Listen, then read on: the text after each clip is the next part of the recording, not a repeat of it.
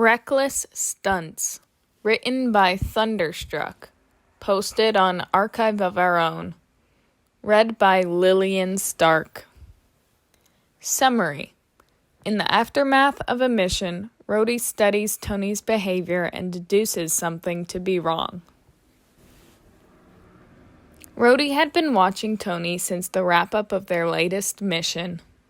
He kept a trained eye from where he leaned against the Quinjet walls, arms crossed. The billionaire wasn't speaking much, even after a very quibble dialogue between Steve and Clint, to which he was just 3 feet away from.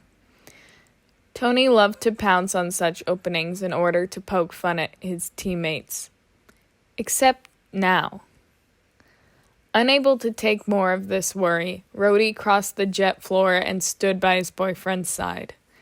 "You okay?" he asked in a quiet manner. He knew how little Tony liked it when his vulnerabilities were broadcasted. "Fine," was the return. It was very hard to believe what he had just heard. No follow-up, no flourish, just a word, a syllable at that. "Tony, look at me," he coaxed.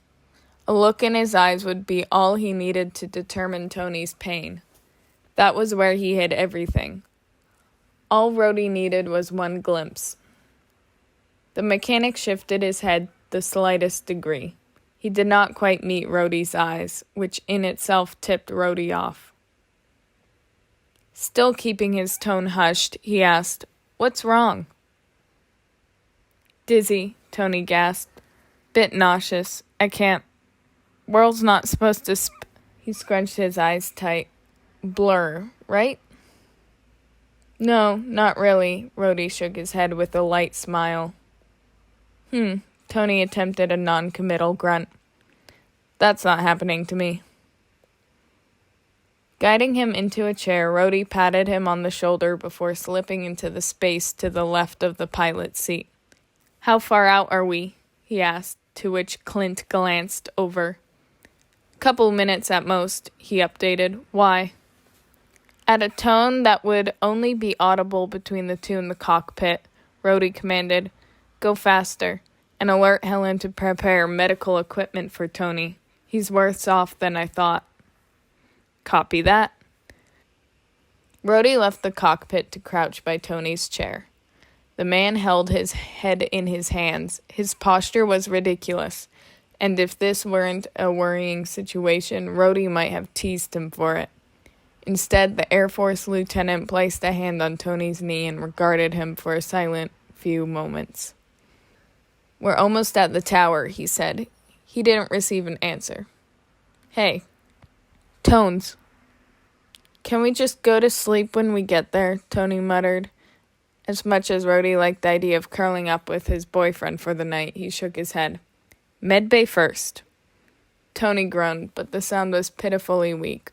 "I don't want to." "You think you have a choice?" The last thing Rhodey would do would be ignoring the clear signs of sickness on the testimony of, "I don't feel like it." "We're just coming back from a mission. You're clearly in pain. I'm bringing you to Helen." End of discussion. Within the next minute, the Quinjet landed upon the tower platform. The back of the jet slid open and out descended the ramp.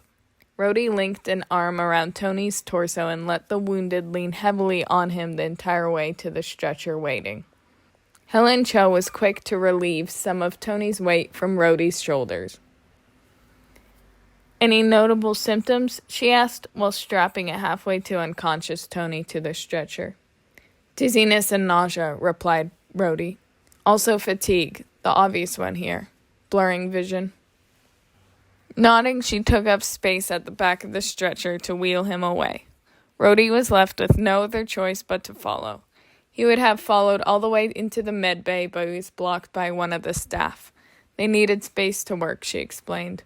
Rhodey could only push so much before common sense kicked in and he sank into the waiting room chairs just outside. What happened? He let himself wonder. As with all missions, things in the field happened fast. Through adrenaline and years of military experience, Rhodey kept up well with the rapid pace. He trained to process things in real time. He recalled every move he made. How many times had he crossed paths with Tony this rescue mission? A handful? Maybe 3? Had he seen anything happen? Anything he could have prevented? He held his face in his hands. Through the gaps in his fingers, he watched the floor tiles. Dangerous thoughts, he warned. The past was the past. What judgments he had then were the best he could have thought of. Hindsight might be 20/20, but it served nothing more than a dish of regret and a promise to be better. He remembered seeing one of the buildings crumble, but there hadn't been a man of gold and red underneath. Not that you saw, the back of his mind commented. What if he was inside? Lulled by the relentless sound of self-critique, Rhodey closed his eyes. He sank inside the darkness, only to be shaken back into the light after what felt like a few seconds. Blissful seconds they were, a few seconds of absolute relief. "Mr. Rhodes," someone hissed.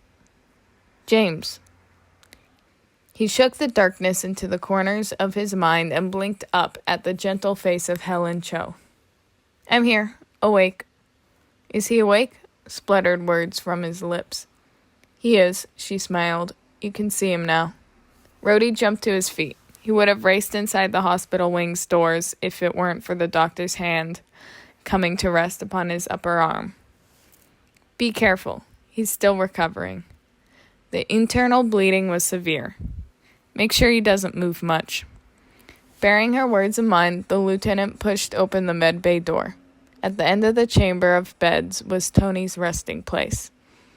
Tony drew in a sharp breath. Tubes and monitors and the stench of disinfectant quelled not his fluttering heart. It only quelled when he caught Tony's head roll across the pillow. "Imagine my pleasure," the mechanic smirked, and though it sounded weary, Rhodey's spirits were lifted by the detection of Tony's signature spark of life. He hadn't lost his vibrancy. He'll be okay.